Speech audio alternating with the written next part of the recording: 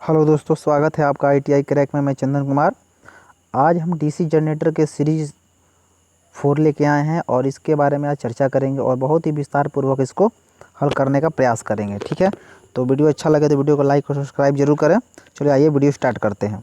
देखिए, first question हमारा है कि सही कथन इंगित करने के लिए कह रहा है। देखिए, डिफरेंशियल कंपाउंड जनित्र एवं शंट फील्ड के फ्लक्स एक दूसरे के विपरीत कार्य करते हैं, परिणामी फ्लक्स दोनों का अंतर होता है।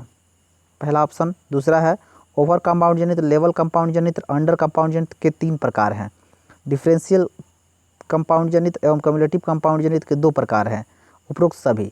देखिए, सबसे पहले हम ये जानने का प्रयास करते हैं कि डिफरेंशियल कंपाउंड जनित्र, ठीक है, कम्युलेटिव कंपाउंड डिफरेंशियल क्या होता है, ओवर क्या होता है, ठीक है, लेवल कंपाउंड क्या होता है और अंडर कंपाउंड क्या होता है। ठीक, देखिए, सबसे पहले हम ये जानते हैं, हम लोग अपने लेक्चर के वीडियो में पढ़ चुके हैं कि डिफरेंशियल और कम्युलेटिव जो होते हैं वो कंपाउंड जनरेटर के 2 भाग हैं। ठीक है, डिफरेंशियल में ये होता है कि सीरीज और शंट दोनों की धारा प्रवाह की दिशा अलग अलग होती है, और कम्युलेटिव में क्या होता है कि दोनों के धारा प्रवाह की दिशा एक समान होती है, मतलब एक ही तरह होती है। ठीक है, और हमने डिफरेंशियल और कम्युलेटिव के बारे में समझा। अब उसके बाद आता है ओवर कंपाउंड जनित्र, लेवल कंपाउंड जनित्र, ठीक है, और अंडर कंपाउंड जनित्र। ठीक है, तो इसके बारे में हम लोग थोड़ा थोड़ा समझने का प्रयास करते हैं। ठीक, देखिए, ओवर कंपाउंड जनित्र क्या होता है कि जब हम लोड को बढ़ाते हैं, ठीक, तो टर्मिनल वोल्टेज का मान क्या होता है, बढ़ जाता है ओवर कंपाउंड जनित्र में। ठीक, ओवर कंपाउंड जनित्र में क्या होता है, जब हम टर्मिनल वोल्टेज को जब ये लोड को बढ़ाते हैं तो टर्मिनल वोल्टेज का मान बढ़ जाता है। ठीक है, लेवल कंपाउंड जनित्र में क्या होता है, जब हम लोड को बढ़ाते हैं तो टर्मिनल वोल्टेज का मान नहीं बढ़ता है, एक समान रहता है। और अंडर कंपाउंड जनित्र में क्या होता है कि जब हम लोड को बढ़ाते हैं तो टर्मिनल वोल्टेज का मान घट जाता है। ठीक, ये इस चीज़ में होती है। ठीक, अब ये जो तीनों जनरेटर जो होते हैं, ये तीनों जो जनरेटर हैं, ये टर्मिनल वोल्टेज के आधार पर कंपाउंड जनरेटर के 3 प्रकार हैं। ठीक है, और ये जो डिफरेंशियल वाले हैं, ये डिफरेंशियल और कम्युलेटिव जो होता है, ये जो होते हैं धारा प्रवाह की दिशा के आधार पे होते हैं। ठीक, डिफरेंशियल और कंपाउंड और डिफरेंशियल और कम्युलेटिव। जब धारा प्रवाह की दिशा में पूछे तो डिफरेंशियल और कम्युलेटिव को कहेंगे, और यदि टर्मिनल वोल्टेज के आधार पे पूछे तो ओवर, लेवल और अंडर को कहेंगे। ठीक है, अब देखिए, हमने इसके जो टर्मिनल वोल्टेज को समझा इन तीनों के बारे में। अब क्या होता है कि अब इसके बारे में समझते हैं, डिफरेंशियल के बारे में भी और कम्युलेटिव के बारे में भी। ठीक है, देखिए, यहाँ दिया हुआ कम्युलेटिव आप देख रहे हैं। ठीक, तो इसके बारे में हम लोग समझते हैं। देखिए, इसमें क्या है कि डिफरेंशियल में क्या होता है कि जब लोड को बढ़ाते हैं, ठीक, तो टर्मिनल वोल्टेज घट जाता है डिफरेंशियल में। और कम्युलेटिव में क्या होता है कि जब लोड को बढ़ाते हैं तो टर्मिनल वोल्टेज बढ़ जाता है। अब डिफरेंशियल में इसलिए घट जाता है क्योंकि सीरीज और शंट दोनों की धारा प्रवाह की दिशा अलग अलग होती है, इसलिए उसकी टर्मिनल वोल्टेज घट जाती है। कम्युलेटिव में क्या होता है कि दोनों की धारा प्रवाह की दिशा एक समान होती है, इसलिए उसका टर्मिनल वोल्टेज बढ़ जाता है। ठीक है, अब हम इस चीज़ को ध्यान रखेंगे और आगे अपना देखेंगे। चलिए, इसका आंसर क्या, अब देखिए, इसमें अब हम इसको देखने का प्रयास करते हैं। इसमें दिया हुआ है कि डिफरेंशियल कंपाउंड जनित्र एवं शंट फील्ड के फ्लक्स एक दूसरे के विपरीत कार्य करते हैं। ठीक है, डिफरेंशियल का भी हम लोगों ने पढ़ा, ये भी सही है। ओवर कंपाउंड जनित्र, लेवल कंपाउंड जनित्र, अंडर कंपाउंड जनित्र के 3 प्रकार है, ये भी सही है। ठीक, क्योंकि ये कंपाउंड जनित्र के भाग होते हैं। ठीक, उसके बाद है डिफरेंशियल कंपाउंड जनित्र एवं कम्युलेटिव कंपाउंड जनित्र के 2 प्रकार, ये भी सही है, यानी हमारा इनमें से तीनों सही होगा। ठीक है, देखिए, वीडियो लंबा हो सकता है लेकिन हम लोग पूरी विस्तार पूर्वक पढ़ेंगे। ठीक, चलिए नेक्स्ट देखते हैं। नेक्स्ट है हमारा डिफरेंशियल कंपाउंड जनित्र। इसको सूची में मिलान करना है, कौन किस चीज़ के लिए उपयोग होता है। ठीक है, अब देखिए, डिफरेंशियल कंपाउंड जनित्र किसके लिए होता है, ओवर कंपाउंड जनित्र किसके लिए होता है, अंडर कंपाउंड जनित्र किसके लिए होता है, और लेवल कंपाउंड जनित्र किसके लिए होता है। तो देखिए, इसको समझने का प्रयास करते हैं। डिफरेंशियल कंपाउंड जनित्र जो होता है, हम लोग पढ़ चुके हैं कि आर्क वेल्डिंग में हम लोग डिफरेंशियल कंपाउंड जनित्र का प्रयोग करते हैं। ठीक है, देखिए, इसका हम मिलान करते हैं। आर्क वेल्डिंग में हम क्या करते हैं, डिफरेंशियल का प्रयोग करते हैं। ठीक, आर्क वेल्डिंग में डिफरेंशियल का प्रयोग किया जाता है। ठीक है, ओवर कंपाउंड जनित्र में हम लोग क्या करते हैं, पोल पर जब प्रकाश, जैसे पोल वगैरह गड़े होते हैं, उस पर प्रकाश के लिए, या रेलवे में हम लोग ओवर कंपाउंड जनित्र का प्रयोग करते हैं, यानी इसमें हुआ, ठीक है। अंडर कंपाउंड जनित्र जो होता है उसको हम क्या करते हैं कि इलेक्ट्रोप्लेटिंग वगैरह में हम लोग अंडर कंपाउंड जनित्र का प्रयोग करते हैं, ठीक। और लेबर कंपाउंड जनित्र का प्रयोग हम लोग लेथ मशीन वगैरह में करते हैं। यानी ए का हमारा हो गया दूसरा, बी ए का हो गया दूसरा, बी का हो गया हमारा चौथा, सी का हो गया हमारा तीसरा और डी का हो गया पहला। यानी कुछ ऑप्शन नंबर हमारा क्या हो गया, ए सही हो गया, ठीक। चलिए नेक्स्ट देखते हैं। नेक्स्ट है हमारा डिफरेंशियल कंपाउंड, इसको भी मिलान ही करना है, ठीक। डिफरेंशियल कंपाउंड जनित्र, ओवर कंपाउंड जनित्र, अंडर कंपाउंड जनित्र और लेवल कंपाउंड जनित्र, ठीक। अब इस कह रहा है किसका प्रयोग कहाँ किया जाता है। देखिए डिफरेंशियल कंपाउंड जनित्र, इसमें मिलान करना। देखिए डिफरेंशियल कंपाउंड जनित्र हम लोगों ने भी थोड़ा देर पहले पढ़ा कि जब लोड बढ़ाते हैं तो टर्मिनल वोल्टेज घट जाती है, ठीक। अब देखिए इसमें कहाँ दिया हुआ है, लोड बढ़ने पर टर्मिनल वोल्टेज, देखिए इसमें लोड बढ़ने पर टर्मिनल वोल्टेज तीव्रता से घटती है। देखिए ये जो आप देख रहे हैं ऑप्शन नंबर 4, इसका हम मिलान करते हैं ऑप्शन नंबर 4 पहले से, क्योंकि लोड में थोड़ा पहले हम लोग पढ़ चुके हैं। ओवर कंपाउंड में क्या होता है, लोड बढ़ने पर टर्मिनल वोल्टेज बढ़ती है, ठीक है। तो लोड बढ़ने पर टर्मिनल स्थिर है, लोड बढ़ने पर थोड़ा घटता है, वोल्टेज थोड़ा बढ़ता है। देखिए ओवर कंपाउंड ये हो जाएगा क्योंकि लोड बढ़ने पर टर्मिनल वोल्टेज थोड़ा बढ़ता है, ठीक है। सी का देखते हैं अंडर कंपाउंड जनित्र, इसमें क्या होता है कि लोड बढ़ने पर टर्मिनल वोल्टेज घटता है, ठीक है। देखिए इसका हो गया सी का, ये हो गया 3, ठीक। और डी में हो गया आपका लेवल कंपाउंड जनित्र, ठीक। यानी लोड बढ़ने पर टर्मिनल वोल्टेज स्थिर रहता है, यानी डी का 2 हो गया। यानी इसका आंसर हो जाएगा आपका पहला का, इसका आंसर हो जाएगा आपका पहला का 4, एक का 4, बी का हो जाएगा आपका ओवर कंपाउंड जनित्र में, बी का हो जाएगा 1, ठीक। सी का हो जाएगा 3, डी का हो जाएगा 2, ठीक। इसका मतलब ऑप्शन नंबर डी सही है, ठीक है। चलिए नेक्स्ट देखते हैं। नेक्स्ट है हमारा मुख्य चुंबकीय क्षेत्र पर आर्मेचर द्वारा स्थापित चुंबकीय क्षेत्र का प्रभाव कहलाता है, ठीक।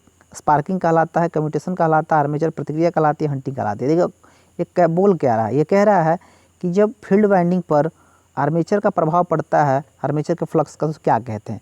तो ये जब फील्ड वाइंडिंग पर आर्मेचर के फ्लक्स का प्रभाव पड़ता है उसे हम लोग आर्मेचर रिएक्शन कहते हैं, यानी आर्मेचर प्रतिक्रिया, ऑप्शन नंबर सी।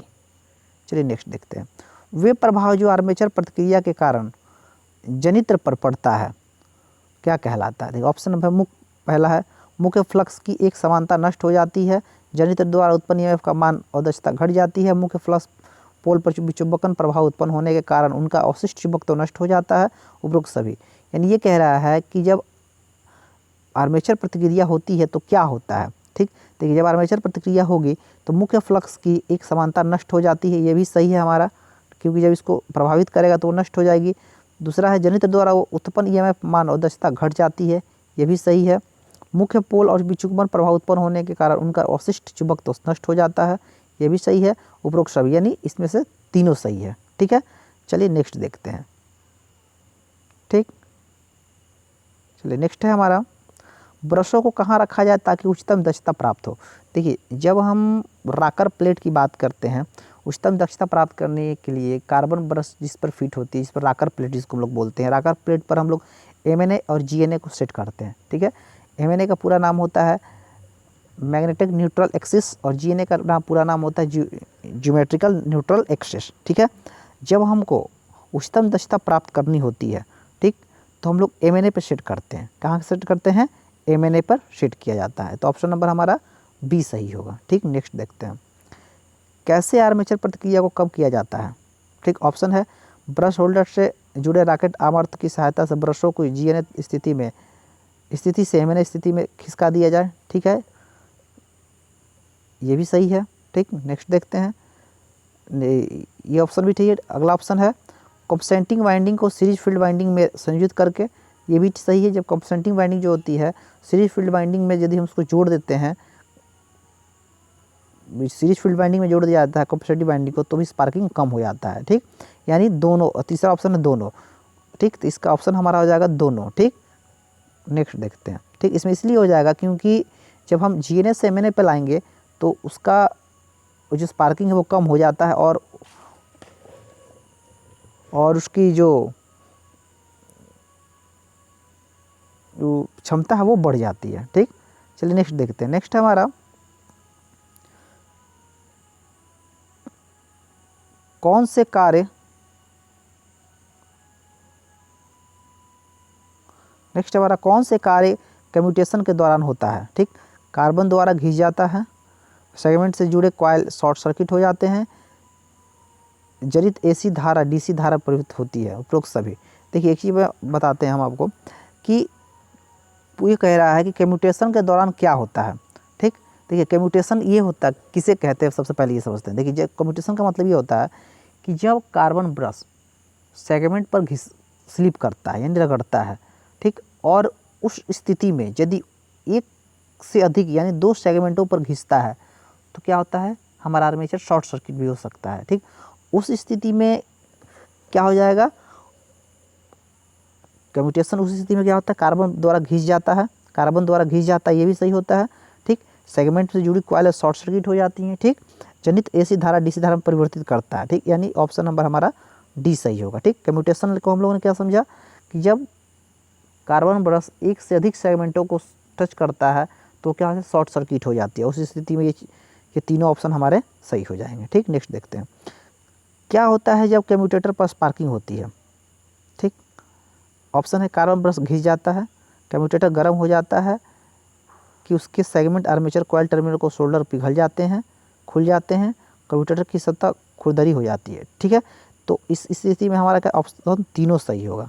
ठीक, हम लोग अभी नेक्स्ट समझ चुके हैं कि क्या क्या होती है। ठीक है, नेक्स्ट देखते हैं। स्पार्किंग का निवारण के लिए किस विधि का प्रयोग करना चाहिए। देखिए जब स्पार्किंग होती है उससे बचने के लिए हम लोग क्या करते हैं। ठीक, पहला ऑप्शन है उच्च प्रतिरोध वाले ब्रशों का प्रयोग करके आर्मेचर कॉइल टर्मिनल के श्रेणी क्रम प्रतिरोध तार संयोजन से, इंटरपोल विधि से, उपरोक्त सभी। देखिए सबसे पहले ये समझते हैं स्पार्किंग करने के लिए हम लोग क्या करते हैं, उच्च प्रतिरोध वाले ब्रश का प्रयोग करके। ये भी सही है, यदि हम उच्च प्रतिरोध का ब्रश का प्रयोग करें तो वो क्या हो जाएगा, हमारा स्पार्किंग कम हो जाएगा। ठीक है, आर्मेचर कॉइल टर्मिनल के श्रेणी क्रम में प्रतिरोध तार संयोजित करके। देखिए जब आर्मेचर का फील्ड पोल को प्रभावित करता है आर्मेचर रिएक्शन के द्वारा तो भी स्पार्किंग अधिक होती है। ठीक, उससे बचने के लिए हम क्या करेंगे, आर्मेचर के श्रेणी में एक रेजिस्टेंस को जोड़ देते हैं जिससे हमारा स्पार्किंग कम हो जाता है। इंटरपोल के बारे में आप लोग जानते हैं, पहले के वीडियो में बता चुका हूँ। ठीक है, कि 2 पोलों के बीच में एक छोटा पोल प्रयोग किया जाता है, उसे इंटरपोल कहा जाता है। और यह इसलिए होता है क्योंकि उसके स्पार्किंग को कम किया जा सके। और कंपनसेटिंग वाइंडिंग भी होती है। ठीक, कंपनसेटिंग वाइंडिंग भी होती है। ठीक, यानी ऑप्शन नंबर हमारा तीनों सही होगा। ठीक है, नेक्स्ट देखते हैं। नेक्स्ट है हमारा क्या करना चाहिए जिससे कि स्पार्किंग रहित कम्यूटेशन प्राप्त हो। ठीक, ऑप्शन है चिकनी सतह वाला कम्यूटेटर प्रयोग करना चाहिए।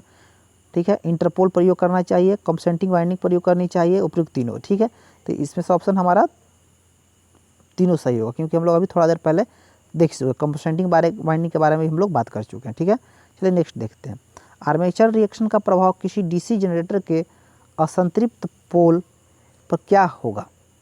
ठीक, क्वेश्चन है आर्मेचर रिएक्शन का प्रभाव किसी DC जनरेटर के असंतृप्त पोल पर क्या होगा। ठीक है, ऑप्शन है अचुंबकन होगा, विचुंबकन होगा, क्रॉस चुंबकन होगा, चुंबकन होगा। ठीक है, आर्मेचर रिएक्शन जो होता है, पूछ रहा है कि DC जनरेटर के असंतृप्त पोल पर क्या होगा। जो आर्मेचर रिएक्शन क्या करता है, उसके पोल का क्रॉस करता है यानी काटता है। ठीक, तो इस हिसाब से हमारा क्रॉस चुंबकन होगा। ठीक, नेक्स्ट देखते हैं। नेक्स्ट है हमारा किसी DC जनरेटर में प्रयुक्त इंटरपोल की ध्रुवता होगी। ठीक, यानी किसी DC जनरेटर में प्रयुक्त इंटरपोल की ध्रुवता होगी घूर्णन दिशा में गत पोल की ध्रुवता के समान, घूर्णन दिशा में आगामी पोल की ध्रुवता के समान, उत्तरी ध्रुव के समान, दक्षिण ध्रुव के समान। ठीक है, तो देखिए सबसे पहले हम जानते हैं DC जनरेटर प्रयुक्त इंटरपोल की ध्रुवता जो होती है आगामी पोल की ध्रुवता के समान होती है। इस चीज़ को हमेशा ध्यान रखें, यानी आने वाले जो पोल होते हैं आगे वाले उसकी ध्रुवता के समान होती है, यानी ऑप्शन नंबर हमारा बी सही होगा। ठीक, चलिए नेक्स्ट देखते हैं। नेक्स्ट हमारा निम्नलिखित में से कौन सी क्षति डीसी जनरेटर में होती है? ताम्र क्षति, लौह क्षति, यांत्रिक क्षति, उपयुक्त सभी। तो इसमें ऑप्शन हमारा उपयुक्त सभी होगा, क्योंकि हम लोग पहले पढ़ चुके हैं ये तीनों क्षतियाँ होती हैं। ठीक है, नेक्स्ट हमारा, ये क्षति लोड के साथ परिवर्तित होती है। कौन सी क्षति है जो लोड के साथ परिवर्तित होती है? देखिए, सबसे पहले ये जानते हैं कि लोड के साथ परिवर्तित होने वाली जो क्षति होती है कौन है। ऑप्शन है ताम्र क्षति, एडी करंट क्षति, हिस्टैरिसीस क्षति, वायु घर्षण क्षति। देखिए, लोड के साथ जो हमारा परिवर्तित होती है वो ताम्र क्षति होती है।